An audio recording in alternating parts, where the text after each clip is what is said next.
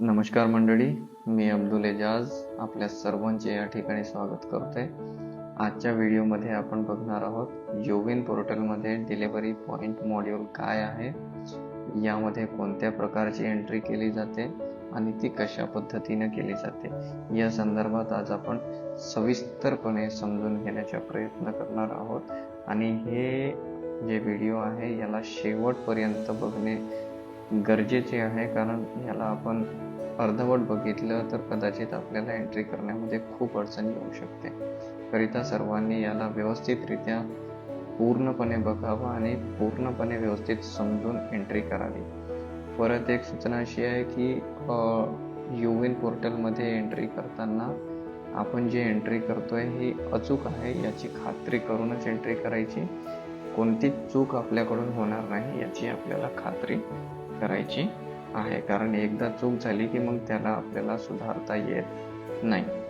ठीक आहे, चला मग आपण बघूया.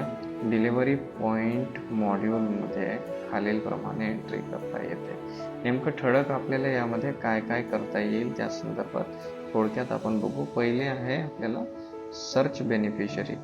योविन पोर्टलमध्ये लाभार्थ्याचं रजिस्ट्रेशन झालं आहे किंवा नाही याची आपल्याला खात्री करता येते सर्च करून. ठीक आहे, आणि हे प्रक्रिया आपल्याला फक्त एक प्रेग्नेंट वुमेन आणि न्यूबॉर्न संदर्भात करता येते. इतर कोणत्याच लाभार्थ्यांचं काम या ID मध्ये करता येणार नाही. त्याच्यानंतर प्री रजिस्ट्रेशन करणे. मी आताच सांगितल्याप्रमाणे प्रेग्नेंट वुमेन आणि न्यूबॉर्न या 2 लाभार्थ्यांचंच या ठिकाणी प्री रजिस्ट्रेशन करता येईल, इतर कोणाचंच करता येत नाही. त्याच्यानंतर आहे प्रिव्हियस वॅक्सिनेशन हिस्ट्री अपडेट करणे. ठीक आहे, लाभार्थ्याने आजच्या आधी जे लसीकरण घेतलं आणि त्याची एंट्री झाली नसेल तर त्याचा प्रिव्हियस वॅक्सिनेशनमध्ये हिस्ट्री अपडेट करण्याचा पर्याय सुद्धा याच्यामध्ये आहे, तर ते आपल्याला करता येईल. Delivery outcome.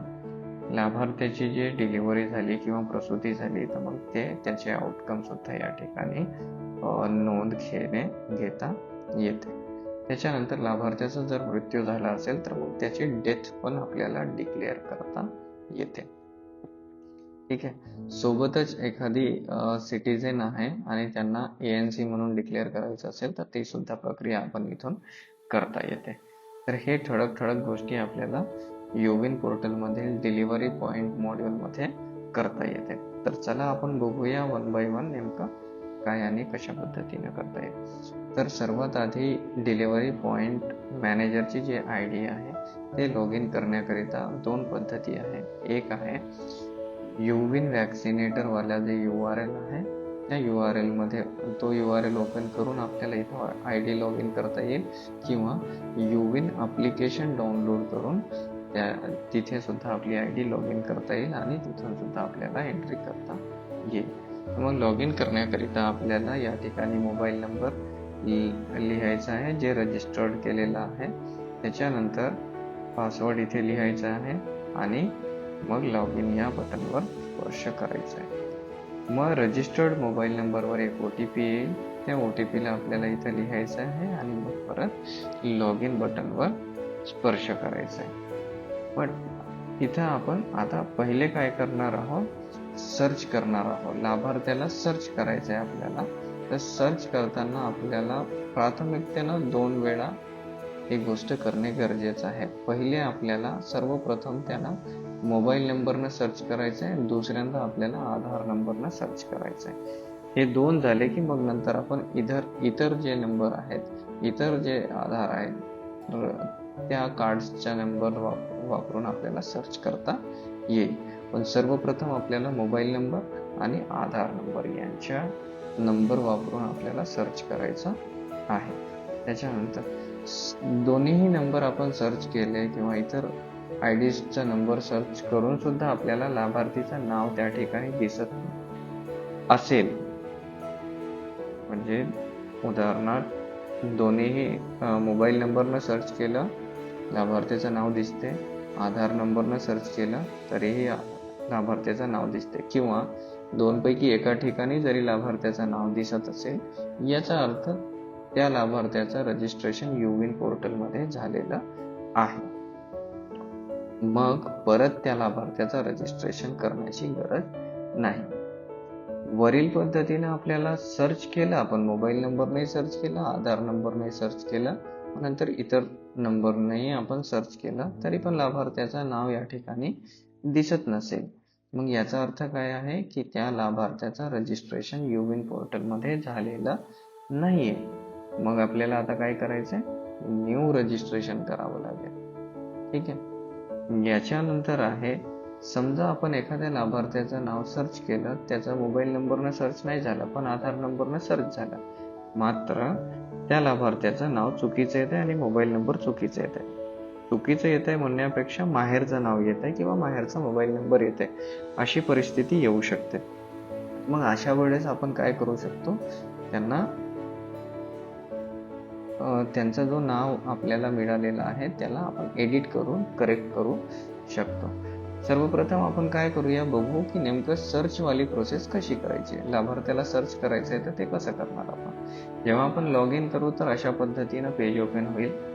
पेज ओपन झाले की इथं आपल्याला जे सर्च बटन दिसतंय, या सर्च बटनवर आपल्याला क्लिक करायचं. या सर्च बटनवर आपण क्लिक केलं तर मग आपल्याला पुढे अशा पद्धतीनं दिसणार माहिती. इथं आपण बघू शकतो सर्च बाय आणि सर्च मेंबर. सर्च बाय मध्ये आपल्याला एवढे पर्याय दिसत आहेत. सर्वप्रथम आपण मोबाईल नंबर सिलेक्ट करणार आणि मग नंतर आधार कार्ड. जर मोबाईल नंबर सिलेक्ट केला तर या बाजूला आपल्याला मोबाईल नंबर लिहायचा आहे आणि जर आधार नंबर सिलेक्ट केला तर मग आपल्याला इकडं आधार कार्डचा नंबर लिहायचा आहे. जर आपण इकडं पॅन कार्ड सिलेक्ट केलं मग पॅन नंबर इथे लिहायचा आहे. अशा पद्धतीनं आपल्याला सर्च करायचं आहे आणि सर्च मध्ये जर लाभार्थ्याचं नाव दिसलं, याचा अर्थ तो लाभार्थी रजिस्टर्ड आहे, त्याचं रजिस्ट्रेशन करण्याची गरज नाही. नाव नाही दिसलं, या सर्व नंबरचा वापर करून सुद्धा नाव दिसत नसेल, मग अशा वेळेस आपण काय करणार, या लाभार्थ्याचं रजिस्ट्रेशन करणार. ठीक आहे. हे आहे सर्च वाली प्रोसेस. आता आपण बघूया, एखाद्या लाभार्थीला सर्च केलं पण त्याचं चुकीचं नाव आलं तर त्याच्यासाठी आपण काय करू शकणार. तर इथं बघा, आपण मोबाईल नंबर सिलेक्ट केला तर बाजूला मोबाईल नंबर लिहिला, तर इथं बघा लाभार्थी सर्च नाही झाला. पहिली प्रक्रिया आपली संपली. मग आपण काय केलं, मोबाईल नंबरनं नाही झालं, मग आपण काय करणार, आधार नंबरनं सर्च करणार. मग आता इथं आधार कार्ड सिलेक्ट केलं आणि इथं आधार नंबर लिहिला.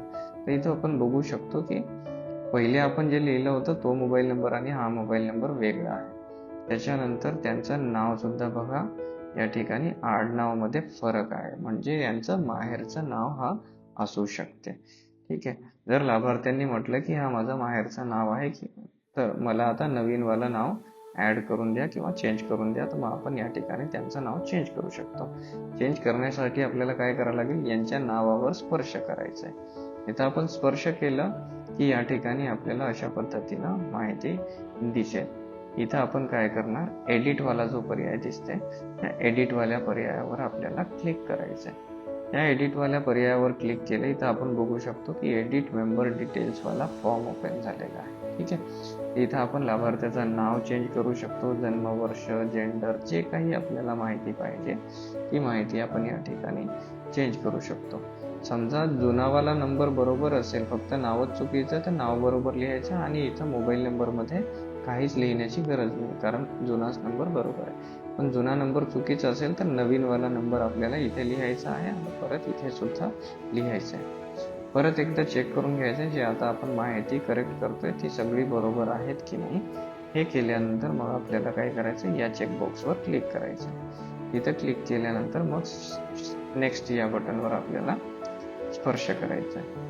इथे स्पर्श केल्यानंतर ज्या ID मधून, ज्यांची ID आपण लॉग इन केली आहे, म्हणजे डिलिव्हरी पॉइंट मॅनेजर, त्यांच्या ID वर एक OTP येईल. तो OTP आपल्याला इथे लिहायचा आहे आणि मग नंतर सेव्ह चेंजेसवर क्लिक करायचं.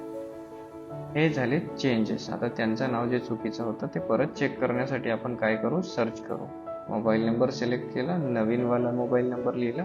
इथं आपण बघू शकतो की त्यांचं नवीनवाला नाव जे आपण आता करेक्ट केले ते नाव या ठिकाणी दिसते. या प्रक्रियेद्वारे आपल्याला काय कळणार की सर्च केल्यानंतर लाभार्थ्याचं रजिस्ट्रेशन युविन पोर्टलमध्ये झालं आहे किंवा नाही याची खात्री आपल्याला होईल. जर लाभार्थ्याचं रजिस्ट्रेशन झालं असेल म्हणजे त्याचं नाव दिसत असेल मग परत रजिस्ट्रेशन करण्याची गरज नाही, आपण पुढील एंट्री करू शकतो. जर लाभार्थ्याचं रजिस्ट्रेशन झालं नसेल किंवा नाव दिसत नसेल तर मग अशा वेळेस आपल्याला नवीन रजिस्ट्रेशन करावं लागेल. तर अशा पद्धतीनं सर्च वाली प्रोसेस आणि जे एडिट वाली प्रोसेस आपल्याला या ठिकाणी करता येईल. आता आपण बघूया एखादा लाभार्थीला ANC म्हणून कसं डिक्लेअर करायचं. जर समजा आपण सर्च केलं आणि इथं आपण बघू शकतो लाभार्थ्याला आधार कार्डने सर्च केलं आणि लाभार्थ्याचं नाव या ठिकाणी दिसतंय. ठीक आहे, मग आता यांना ANC म्हणून कसं डिक्लेअर करायचं.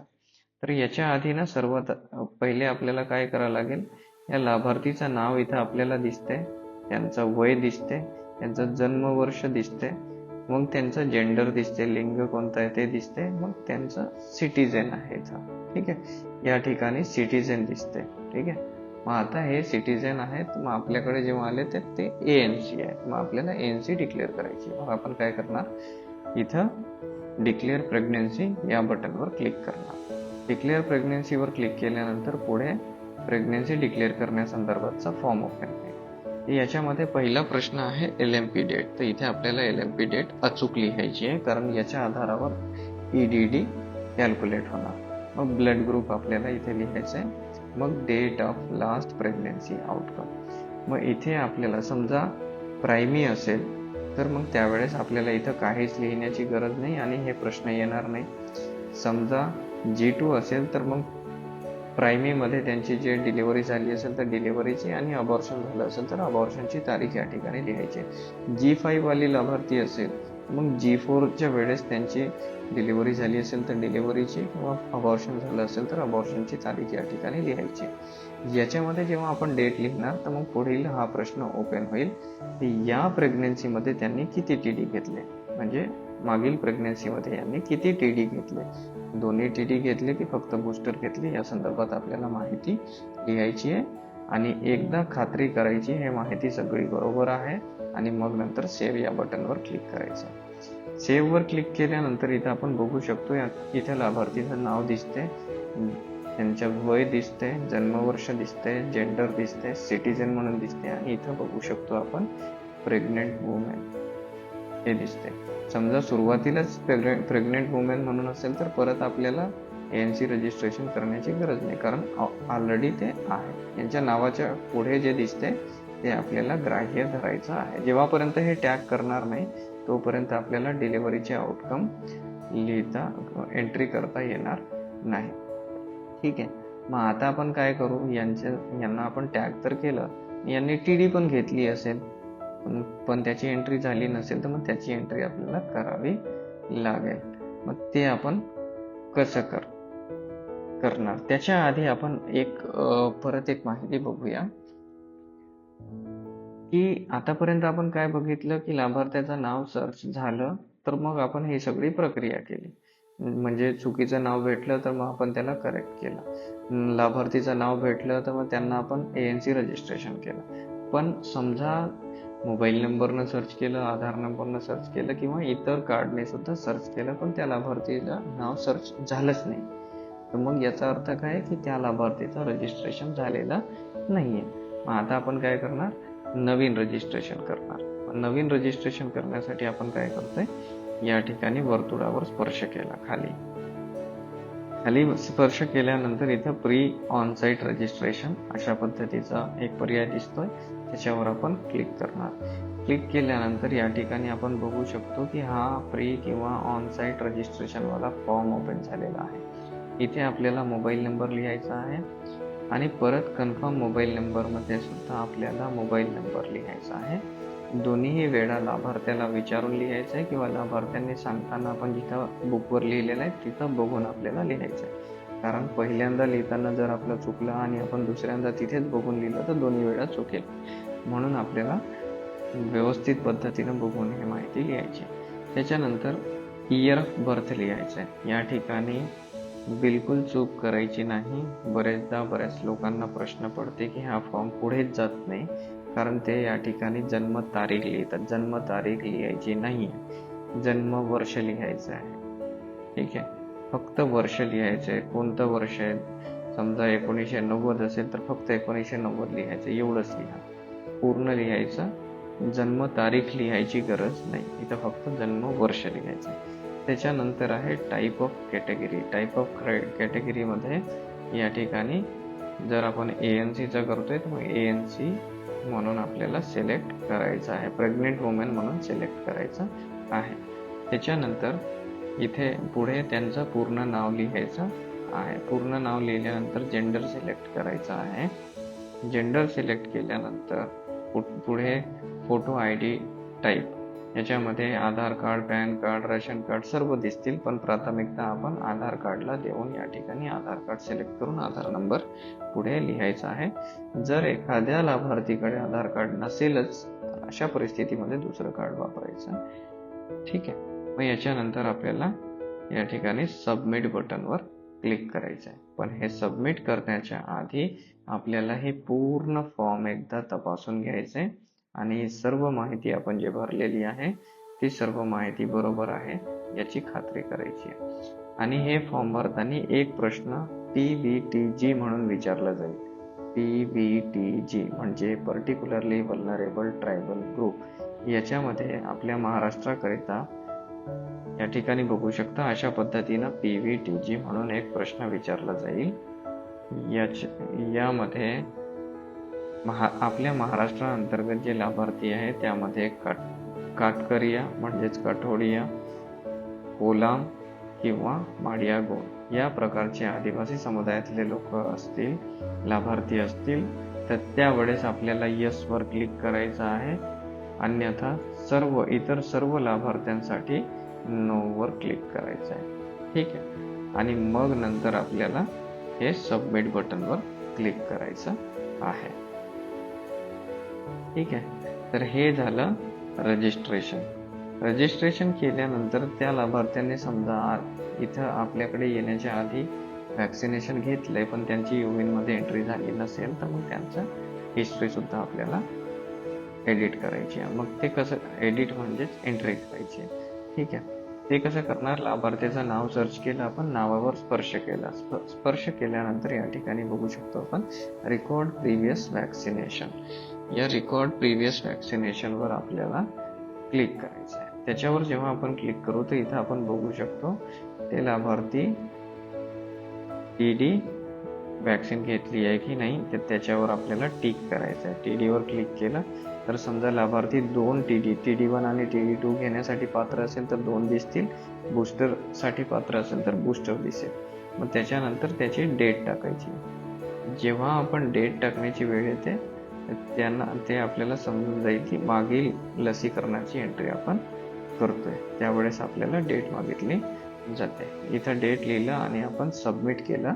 सबमिट केल्यानंतर पुढे अशा पद्धतीनं वॅक्सिनेट बेनिफिशरी म्हणून दिसेल. ठीक आहे. यांची एंट्री पूर्ण झालेली आहे. वॅक्सिनेशन डेटा अपडेटेड सक्सेसफुली अशा पद्धतीने आपल्याला दिसेल. तर हे झालं रेकॉर्ड प्रिव्हियस वॅक्सिनेशन. म्हणजे आपल्याकडे आज जेव्हा ते आले त्याच्या आधी त्यांनी जेवढी वॅक्सिन घेतली त्याची एंट्री सुद्धा आपण युविन पोर्टलमध्ये अद्ययावत केली. ठीक आहे. याच्यानंतर येते डिलिव्हरी आउटकम. आता डिलिव्हरी पॉइंट मॉड्यूल साठी सर्वात महत्वाचा घटक डिलिव्हरी आउटकम. ठीक आहे. या ठिकाणी बघू शकतो आपण लाभार्थ्याचं नाव सर्च केलं आणि त्यांच्या नावावर क्लिक केलं तर इथं आपल्याला लाभार्थ्याचं नाव दिसते आणि ते प्रेग्नेंट वुमन म्हणून टॅग्ड आहे. ठीक आहे. आता आपण वॅक्सिनेशन हिस्ट्री पण अपडेट केली. आता आपण काय करणार, इथं एक छोटंसं बटन दिसते अपडेट वाला, त्याच्यावर क्लिक करणार. इथं क्लिक केल्यानंतर इथं बघू शकतो प्रेग्नेन्सी बेसिक डिटेल, जे ANC रजिस्ट्रेशन करताना माहिती भरली ते याच्यामध्ये आहे. समजा त्यांचं ब्लड ग्रुप आपण लिहिलं नसेल तर या ठिकाणी आपण ब्लड ग्रुप अपडेट करू शकतो. रुटीन वॅक्सिनेशन इन प्रेग्नेन्सी, जर TD अपडेट केलं नसेल तर TD या ठिकाणी अपडेट करू शकतो आपण वॅक्सिनेशनमध्ये. प्रेग्नेन्सी आउटकम, आता या ठिकाणी आपण क्लिक केलं की प्रेग्नेन्सीची आउटकमची माहिती भरू शकतो. शेवटचा एक टॅब या ठिकाणी आपल्याला दिसतोय तो आहे न्यूबॉर्न रजिस्ट्रेशन. आपण हे इनविजिबल आहे म्हणजेच हे क्लिक करता येणार नाही, क्लिक करण्यासारखं नाही. जेव्हापर्यंत आपण डिलिव्हरीचे आउटकम इन्सर्ट करणार नाही, लिहिणार नाही किंवा एंट्री करणार नाही तोपर्यंत याच्यामध्ये आपल्याला एंट्री करता येत नाही. ठीक आहे. मग आता आपण बघूया की डिलिव्हरीच्या आउटकमची एंट्री करण्यासाठी आपल्याला इथं स्पर्श करायचा आहे. इथे स्पर्श केल्यानंतर पुढे अशा पद्धतीनं फॉर्म ओपन आहे. समजा तिथे डिलिव्हरी झाली तर मग डिलिव्हरीवर क्लिक करायचं आहे. अबॉर्शन झालं असेल तर अबॉर्शनवर क्लिक करायचं आहे.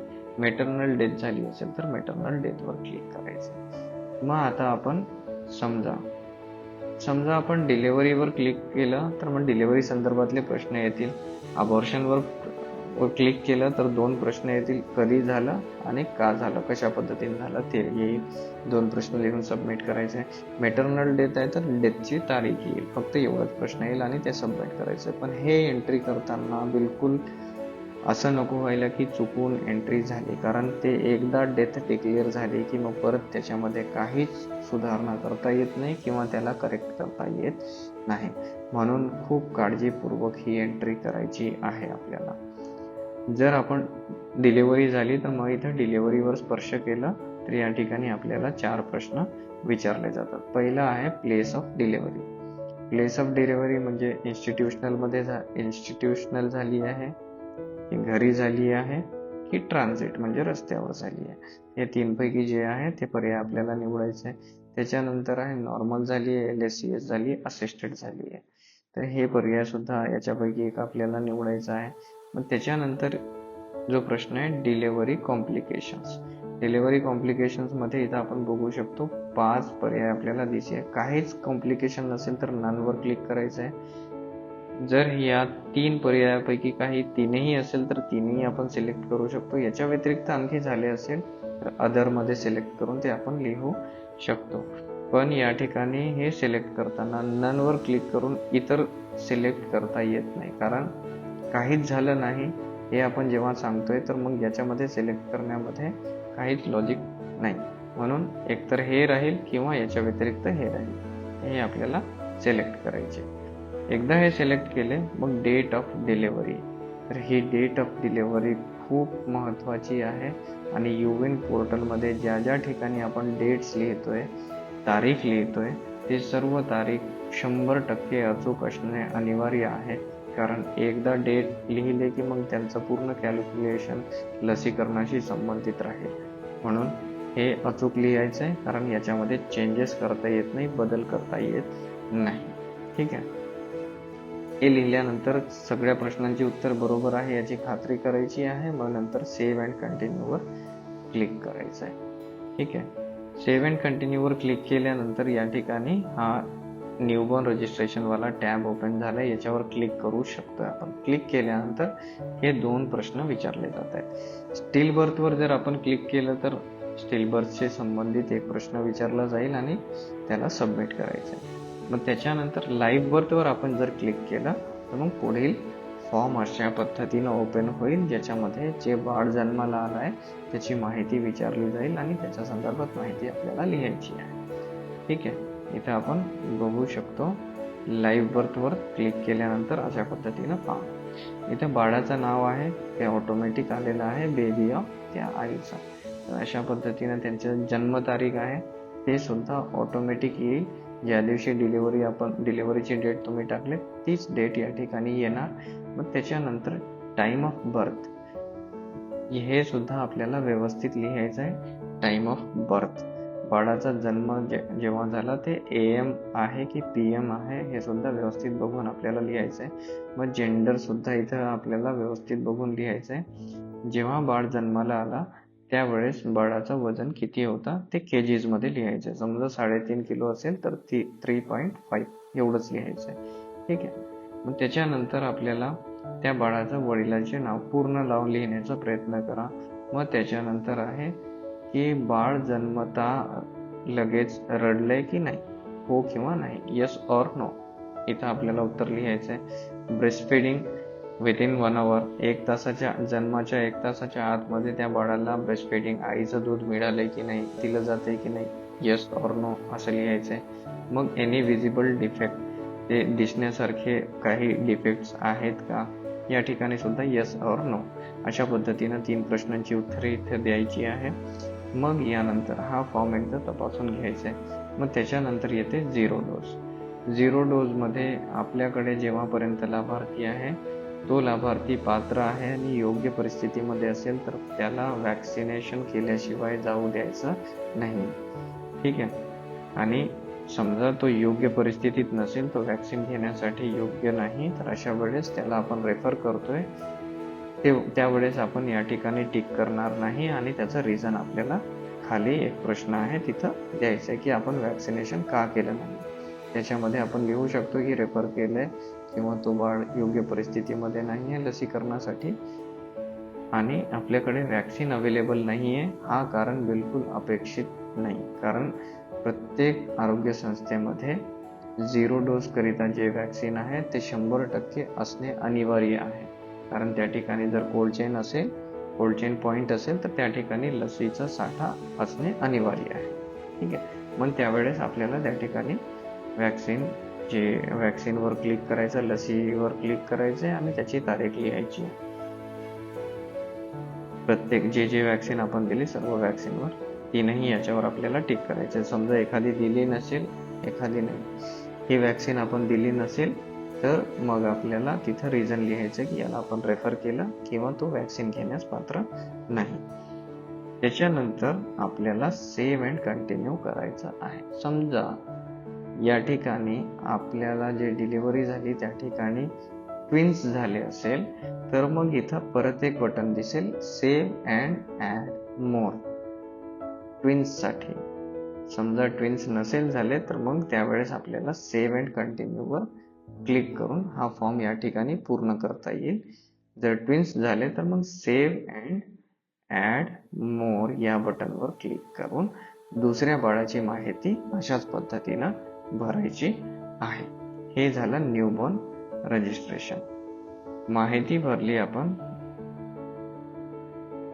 माहिती भरल्यानंतर या ठिकाणी आपल्याला डाउनलोड सर्टिफिकेट करता येईल आणि अशा पद्धतीनं सर्टिफिकेट आपल्याला दिसेल जे आपलं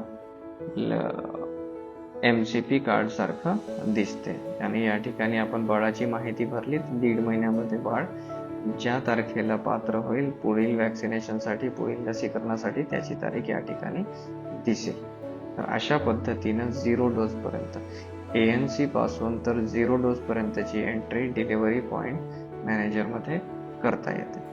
त्याच्यानंतर येथे शेवटचा मुद्दा आहे मृत्यूची नोंद. आणि हे खूपच सेन्सिटिव्ह टॉपिक आहे. याच्यामध्ये सुद्धा बिलकुल एंट्रीमध्ये चुकूनही चूक व्हायला नाही पाहिजे. ठीक आहे. लाभार्थ्याचं नाव सर्च केल्यानंतर आपण जेव्हा लाभार्थ्याच्या नावावर स्पर्श करतोय तर पुढे असं पेज दिसतोय. तर या ठिकाणी 3 डॉट्स जिथं दिसते तिथं आपण क्लिक केलं की आपल्याला पर्याय या ठिकाणी बघू शकतो आपण. असे पर्याय येतात. तर आपण समजा डिक्लेअर डेथ वर क्लिक केलं तर मग या ठिकाणी डेथचा एक प्रश्न विचारला जाईल आणि सेव्ह अँड कंटिन्यू. त्याच्यानंतर समजा आपण अबॉर्शन वर क्लिक केलं तर मग अशा पद्धतीनं पेज ओपन होईल. अबॉर्शनची डेट आणि टाईप या ठिकाणी लिहायचं आहे आणि मग सबमिट करायचं आहे. अशा पद्धतीनं आपल्याला डिलिव्हरी पॉइंट मॉड्यूल मध्ये ANC पासून तर 0 डोस पर्यंतची एंट्री करता येईल आणि सोबत मृत्यूची नोंद सुद्धा करता येईल. आशा आहे की डिलिव्हरी पॉइंट मॉड्यूलचे सर्व एकूण एक विषय आपल्याला कळलेत. जर आपल्याला आणखी काही कन्फ्युजन असेल तर परत या व्हिडिओला पॉज करून बघावा आणि समजून घेण्याचा प्रयत्न करावा. ठीक आहे. धन्यवाद.